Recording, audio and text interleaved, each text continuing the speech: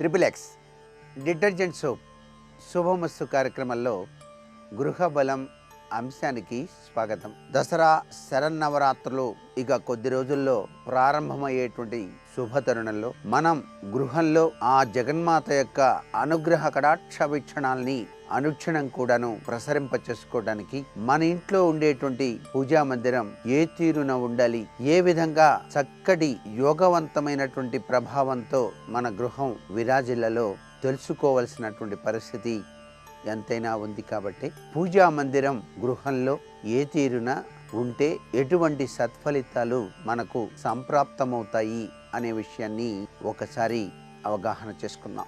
మానవుడు గత జన్మలో చేసినటువంటి కర్మ ఫలితం ఈ జన్మలో అనుభవిస్తాడు అని కదా మనమంతా భావిస్తున్నది. కాబట్టి ఏ దోషము చేయని వారు ఈ జీవితంలో ఎవరూ ఉండరు. కానీ దోషులుగా కలిగే బాధను ఈశ్వరుని యొక్క ఆరాధనతో కొంత తగ్గించుకోవచ్చు. కాబట్టి ప్రాయశ్చిత్తం, క్షమా ప్రార్థన వలన బాధలను కొంత మేరకు తక్కువ చేసుకోవచ్చు. కాబట్టి ఈ ఉద్దేశంతోనే ప్రతి గృహంలో కూడా పూజా గృహం నిర్మించేటువంటి సంప్రదాయం ఏర్పడింది. పూజ గదిని వాస్తుకు అనుకూలంగా నిర్మించడం వల్ల ఆ ఇంటిలో చక్కటి దేదీప్యవంతమైనటువంటి శక్తి వృద్ధి చెంది మనకు దుఃఖాలు కలగకుండా సుఖప్రదమైన జీవితాన్ని పొందటానికి ఆస్కారం ఉంటుంది. ఇంట్లో ఒక మూల గదిని మెట్ల కింద కొంతమంది పూజాస్థలంగా ఏర్పాటు చేసుకుంటూ ఉన్నారు. అది పూజా విధానానికి సమ్మతం కాదు. వాస్తు శాస్త్రరీత్యా కూడా దోషయుక్తమైనటువంటిదిగా భావించాల్సి ఉంటుంది. స్థలంలో పూజా గృహం ఉన్న ఎదురుగా శౌచాలయం ఎదురుగా ఉండటం, స్నానాల గది ఎదురుగా ఉండటం అలా గనక ఉన్నట్లయితే పూజా గదిలో పూజ చేసుకునే వారి యొక్క మనసు ప్రశాంతతను కోల్పోతుంది. అందుచేత పూజా గృహానికి ఎదురుగా ఎటువంటి శౌచాలయాలు కూడా ఉండకూడదు. చాలామంది తమ యొక్క పూజా గదిని చాలా విశాలంగాను పెద్ద పెద్ద దీపాలు గంటలతో వైభవంగా అట్టహాసంగా నిర్మిస్తూ ఉంటారు. అటువంటి చోట కూడా పూజా గదిలో పూజ చేసుకునే వారి యొక్క మనసు ప్రశాంతతను కోల్పోతుంది.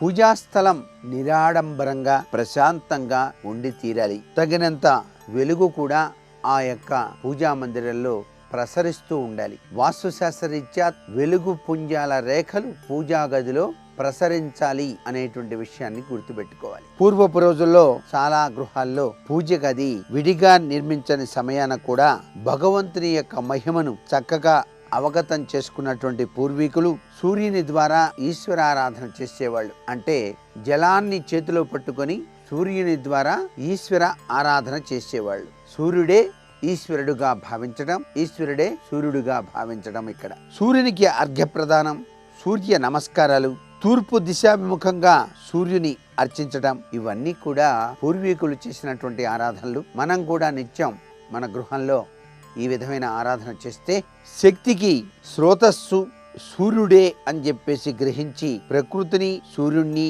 పూర్వీకులు పూజించడం జరిగింది. కాలాంతరంలో నగర సభ్యత పెరిగి నదీ తీరాలు, బ్రాహ్మీ ముహూర్తపు స్నానాలు కరువైపోయాయి. భగవంతుని స్మరణకు కేంద్రం ఇంటి వరకే పరిమితమైపోయింది. నిద్ర లేవటం, స్నానం చేయటం, భగవంతుని పూజించడం దినచర్య అయింది. అయినా వర్తమాన జీవితం పూర్వజన్మల కర్మఫలమని మరువలేం కదా మనం. ఒకే ఇంట్లో వివిధ పూజా మందిరాలు ఈ మధ్య కాలంలో చాలా మంది నిర్మాణాలు చేస్తున్నారు. ప్రతి గదిలో కూడా ఒక పూజా స్థలం ఏర్పాటు చేస్తున్నారు. పడక గదిలో కూడా పూజా స్థలం ఏర్పాటు చేస్తున్నారు. పడక గదిలో పూజా స్థలం ఏర్పాటు చేయటం వాస్తుశాస్త్రరీత్యా అనర్థదాయకం అనేటువంటి విషయాన్ని గుర్తిరగాలి. ప్రతి గదిలో పూజా మందిరం ఉండాల్సిన పని లేదు.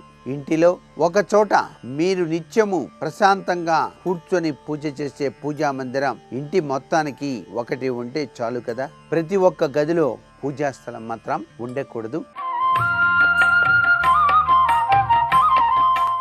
నేటి వాస్తు సందేహాన్ని పరిశీలించినట్లయితే మీ గృహంలో గాని వ్యాపార సంస్థలో గాని దిష్టి దోషం తగలకుండా ఎటువంటి ప్రక్రియలు చేపట్టడం మంచిది అని ప్రశ్న. దిష్టి దోషం తగలకుండా ఉండటానికి ఆచరించవలసినటువంటి ముఖ్యమైనటువంటి విధి విధానంలో మీ వృత్తి, ఆదాయం మొదలైన వాటికి కూడా దిష్టి గనక తగిలింది అనేటువంటి అనుమానం గనక ఉన్నట్లయితే మంగళవారం సాయంకాలం సూర్యాస్తమయ వేళ బొగ్గులు అంటించి నిప్పు చేసి ఆ నిప్పును ఒక గిన్నెలో వేయండి.